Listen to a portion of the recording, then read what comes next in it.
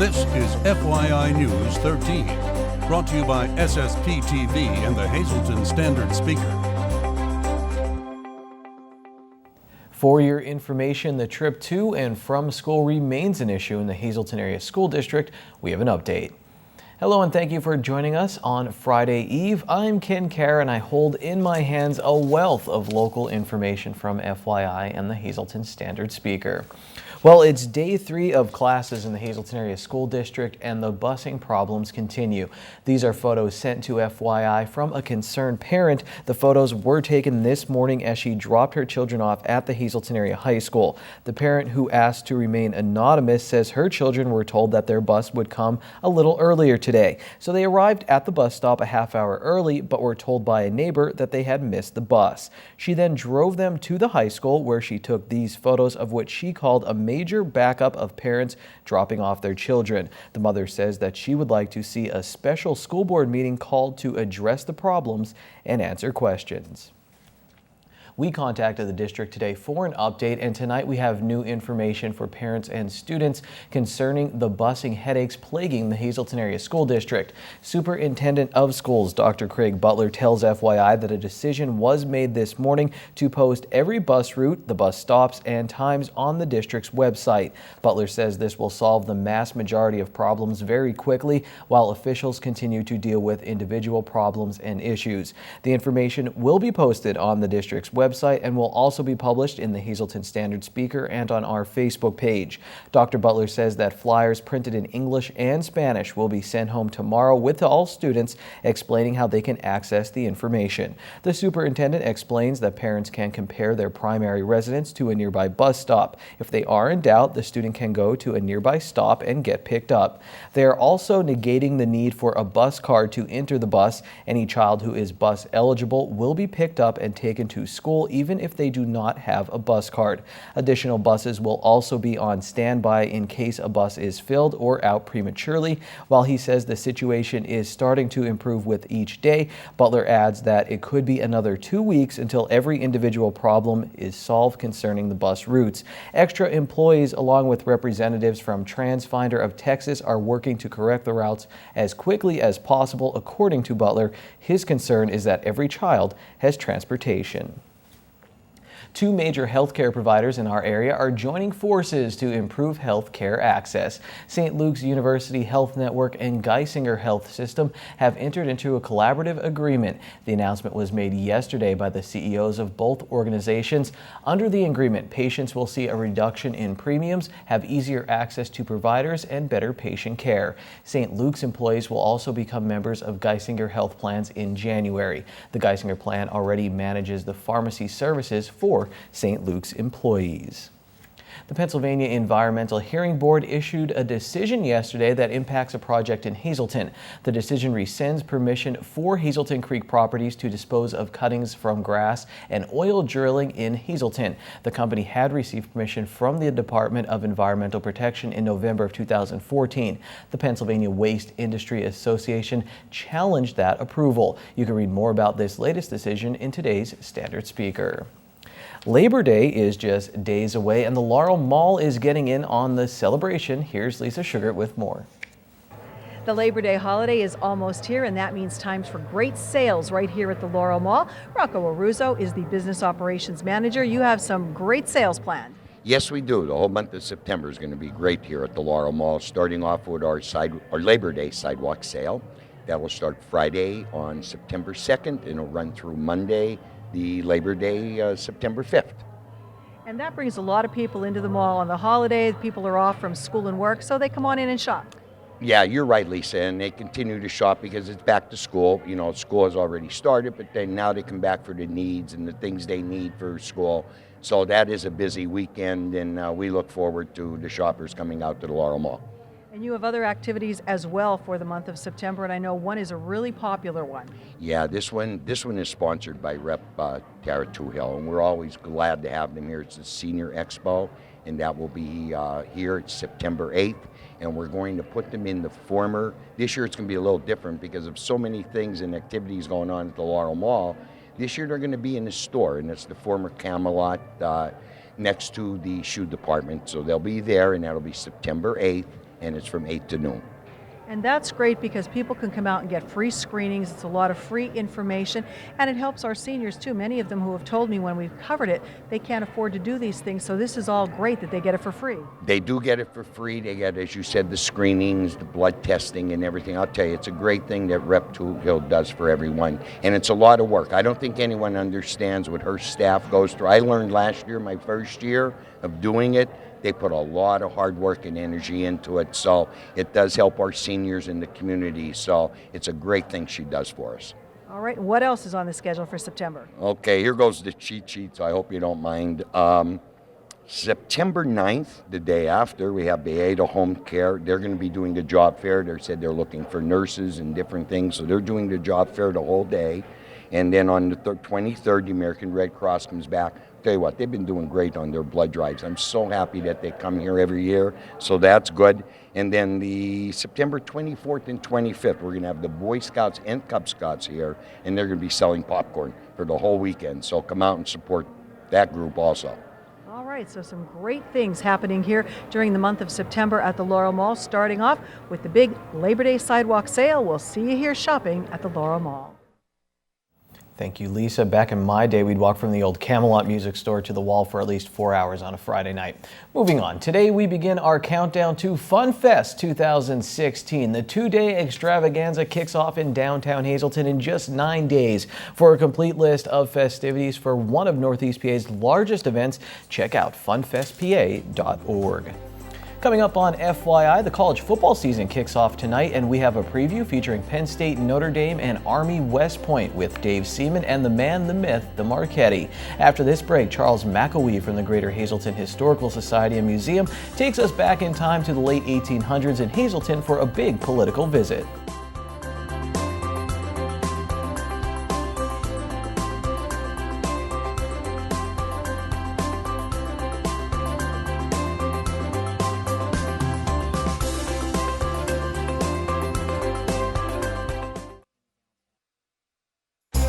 This is FYI News 13, brought to you by SSPTV and the Hazleton Standard Speaker.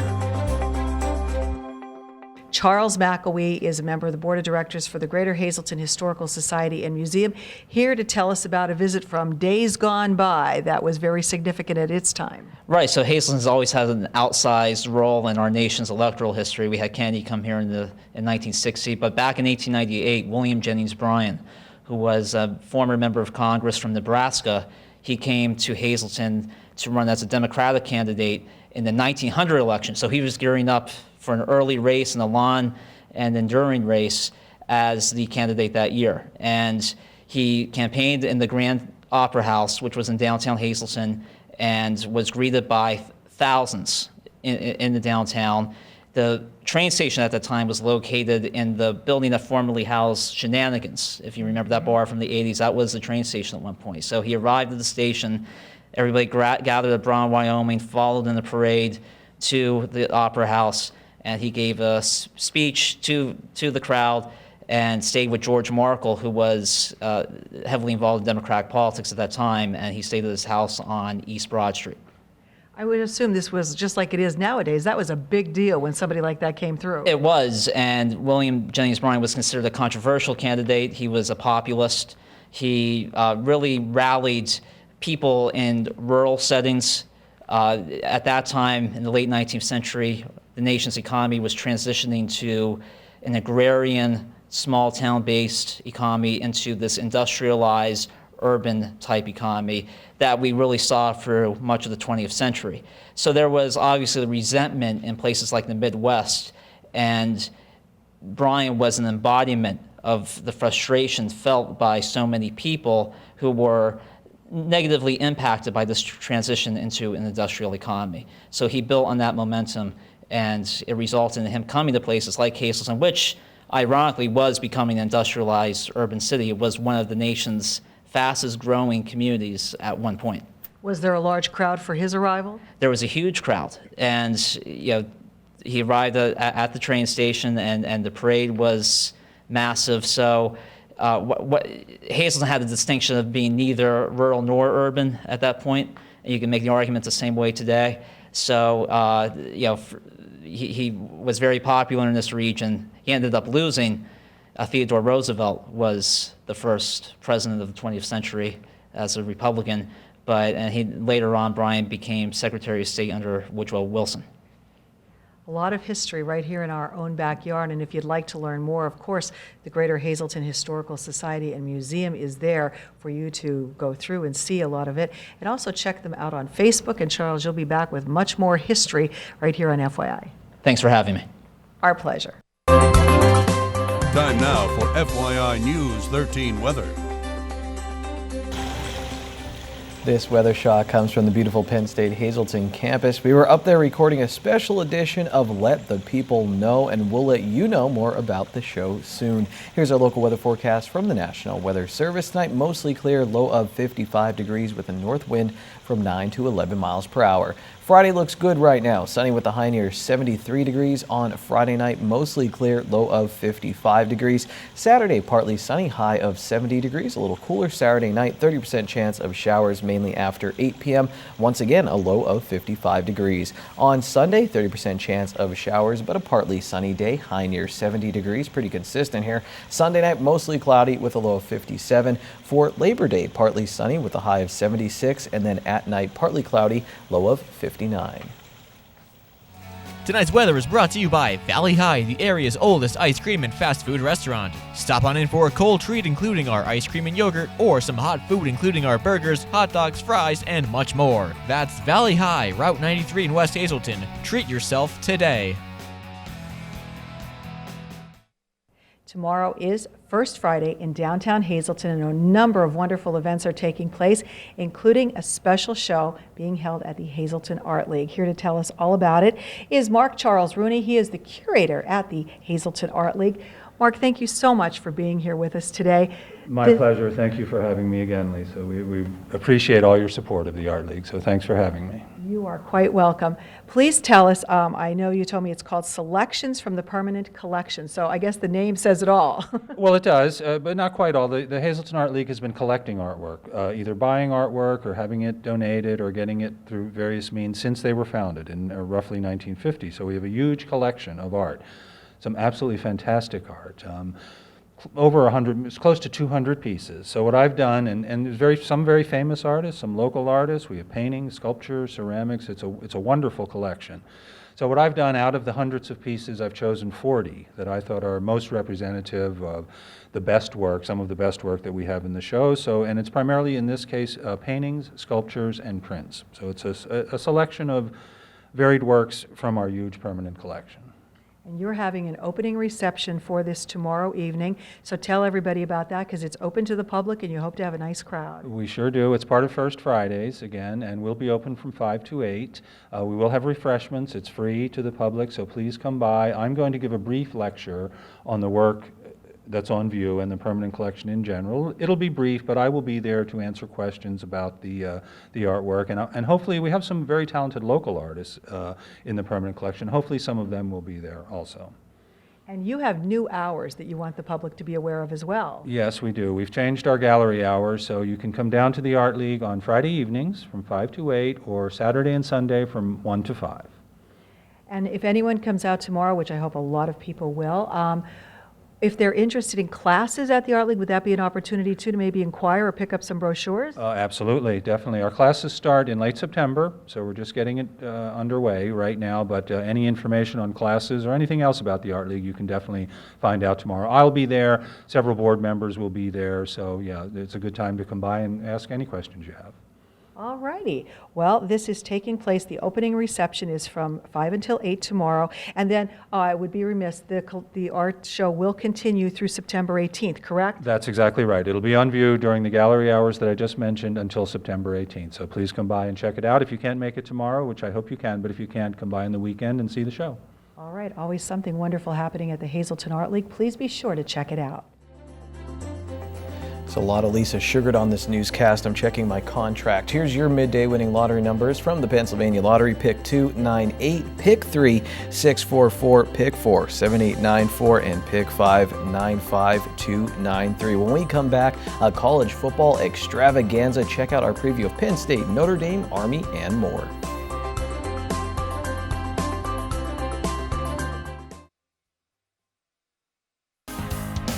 This is FYI News 13 Sports.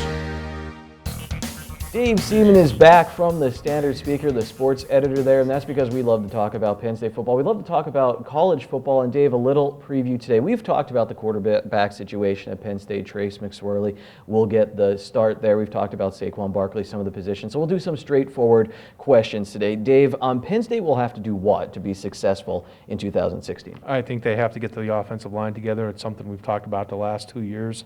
There is more depth there. There is more talent there. But it takes a while for a line to be able to develop into a cohesive unit, build that offensive line.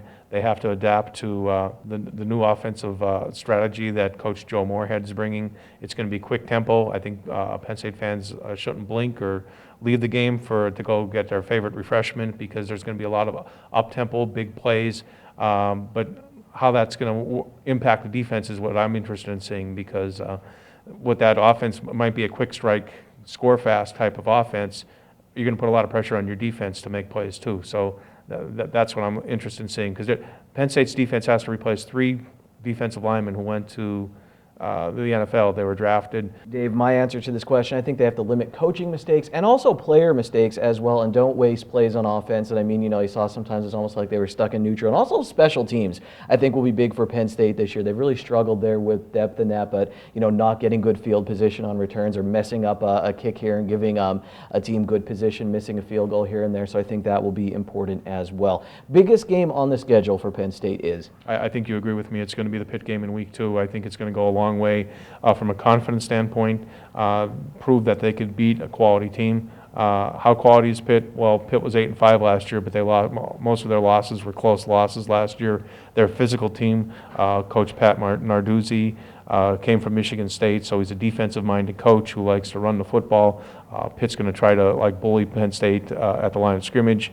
They do have an experienced line of scrimmage, so if Pitt gets the lead, how would this Penn State team adapt to playing from behind? We saw what happened the last few years where it's been a struggle trying to come back in games. I think Penn State has to take the momentum early in that game, show what this offense can do, if it can make some big plays and generate some offense, and make Pitt play from behind, and we'll see what happens. But that game's going to be a barometer for the rest of the season. And finally, Dave, Penn State will finish what? What record do you think they'll have at the end of the regular season? I'm going to say 8-4. I think they're going to beat a team that they'll get that signature win for James Franklin this year. Can they get better than that? I don't think this year. I think there are still too many question marks. But they got to be wary of 2 teams that may be kind of at their level right now too, a Rutgers or a Maryland. Indiana, Indiana's played well at their home field. They have an offense that can scare Penn State. They saw what happened a few years ago when they played at Indiana, where they were able to spread out the Penn State defense and really wear them down. I think Penn State's a little bit better than that team this year, but you got to watch for teams that you're not expecting to beat Penn State that can do that. But this Penn State team also has the capability of beating teams that they shouldn't beat. So 8-4 is being optimistic. Realistically, 7-5, but I'll go 8-4, thinking they could pull out a win, maybe in a bowl game then to 8-4, and if they can get to that level. I'm right there with you. It's an optimistic 8-4 to me. I think they'll lose at Pitt. I think they'll lose at Michigan, Ohio State, Michigan State. I think the one win they'll get that maybe they shouldn't win, Iowa at home, that will be a big game. Ron Marchetti stopped by so he can talk about Notre Dame a little bit, and of course, Army. The Notre Dame schedule, they open with Texas and Nevada. I think Michigan State, Notre Dame should be favored in every game, but Michigan State, Stanford, and USC, I think they're going to lose maybe 2 of them 3, maybe 3 of 3, but I'll say 2 or 3. So they'll finish 10-2. They should win the rest of the games, and they'll win the bowl game. So they'll finish 11-2. And I would have thought, but they lost some good players. They lost Fuller, they lost Robinson, a tight end. They lost a great wide out. Had this last trouble with the 6 players. I mean, if they keep losing players, maybe Army will have a chance to beat them. On the flip side of the Notre Dame schedule, I have the Army schedule. How will Army, you think, do this year? I mean, I know you keep waiting for that program to come. To Navy 14 straight times. They can't beat Air Force, but I think this year they might have a chance. And they have a shot at the ball. All they got to do is go 6-6. And I think they have a shot. I think they could, they open with Temple Friday night. So that's at the link. So that's a loss. But I think this year I think they're going to be a surprise this year. So when it comes to playing Notre Dame on November 12th, 2 weeks before Thanksgiving, they might have a shot at a bowl. And finally, Dave, who do you think will win the national championship? My pick right now, Oklahoma Sooners. I'm going to go with Oklahoma. They were in the playoff last year. They got a taste of it last year. They were close for a while against Clemson. And you got to watch Clemson again, too. Clemson's going to be dangerous, Alabama. But Alabama has a gauntlet of a schedule in the SEC. They always seem to get through that schedule. Can they do it again? I wouldn't put anything past Nick Saban.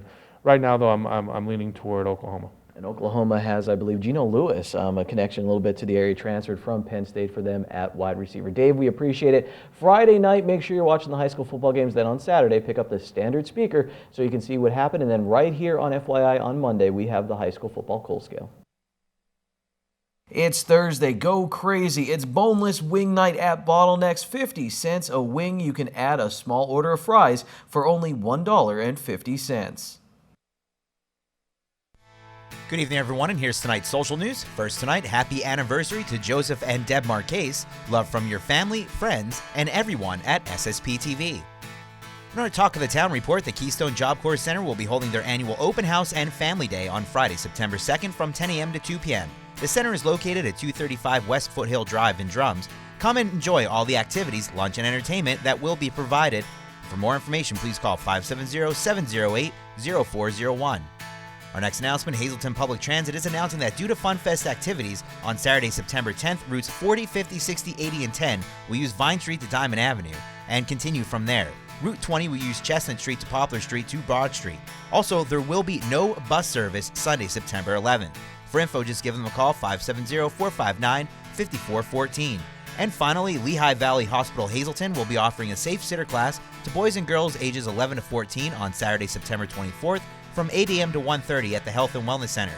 This one-day comprehensive program teaches young teens how to handle emergencies when caring for younger children. For enrollment, please just give them a call, 570-501-4846. That's tonight's Talk of the Town. News 13 would like to send sincere condolences to the family and friends of these recently departed. Damian Randis, formerly of Hazleton. Memorial is set for September 7th at 11 a.m. at the Butler Chapel of the Crofton Hughes Funeral Home. Friends may call from 9:30 to 11 a.m. And Joseph J. Caparell of Hazel Township. Funeral is Saturday at 9:30 a.m. from the Furo Funeral Home. Friends may call Friday from 6 to 8 p.m. Attention pay-per-view subscribers, if you see your name right now on News 13, you'll have 13 minutes to call in and win a free movie from Service Electric Cablevision. Our winner tonight is Michael Panasak of Beaver Meadows. Michael, if you're watching, give us a call, 570-455-7267, extension 104.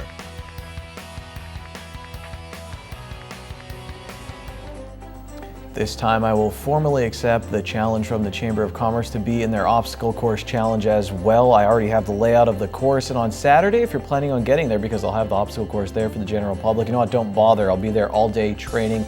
This is serious stuff. Hey, tomorrow's First Friday in downtown Hazleton. Fun stuff going on there as well. Meet the artist who's going to do the mural here in downtown Hazleton at Bishop Hafey Grad. Take it easy, everyone. We'll see you tomorrow.